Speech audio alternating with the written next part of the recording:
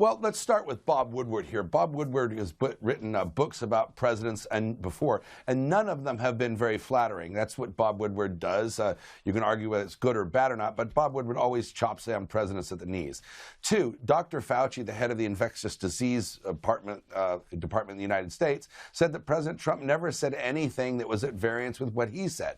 And lastly, you look at the job of a president, especially in the early stages of a crisis where information is coming in and it's confused and conflicting. You see Nancy Pelosi saying, don't worry about the virus at the end of February. You see Dr. Fauci himself, an American health expert, say, don't worry about it as late as the end of February. So there's confused information coming in. What's the president supposed to do? Run in, jump in front of a camera, jump up and down and say, everybody panic? No, you want to remain calm, gather information, and deal with the crisis as it comes. That's part of a job of a president. But this is an election year, right? So everything has to be politicized. If, in fact, the Washington Post and Bob Woodward thought this was so damaging to the public and public lives were at risk, why didn't they release this information or publish it in May? So it's suspicious that it comes out in September. But here's what to look for, and that is every week or so there's something, be the American media, the Democrats will try to drop some sort of canned old set of facts to disrupt President Trump's messaging and hurt him in the election. So this is probably number 2 in probably a series of 7 different things the Democrats will try. Well, I mean, you mentioned that Bob Woodward often tries to cut presidents off at the knees, but that doesn't mean he's wrong, right?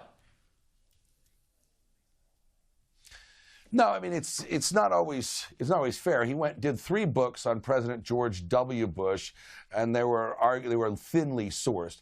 Bob Woodward and the Washington Post take liberties. They've departed from the canons of journalistic ethics as they've existed in this country for a long period of time. So much of these stories are anonymously sourced or thinly sourced, so you don't know what's real. The reader doesn't know what's real, what's substantive, and what isn't. But in this case, his book is coming out, and when when a company is teasing a book, they put the most salacious things out first to drive sales. And here it's saying that President Trump told everyone to remain calm and wanted to downplay the virus, or at least not to incite a panic when early on when the information was conflicting. I don't think many presidents would have done that differently. So this is the most salacious thing in that book or in those tapes. I think it's going to be a ho-hum, and they're going to have to find something else. Okay, well, let's play part of this press conference. His first question, actually, this morning, he was asked if he lied to the American public. Let's get his answer here. Why did you lie to the American people, and why should we trust what you have to say now? Such a terrible question, and the phraseology. I didn't lie. What I said is we have to be calm, we can't be panicked.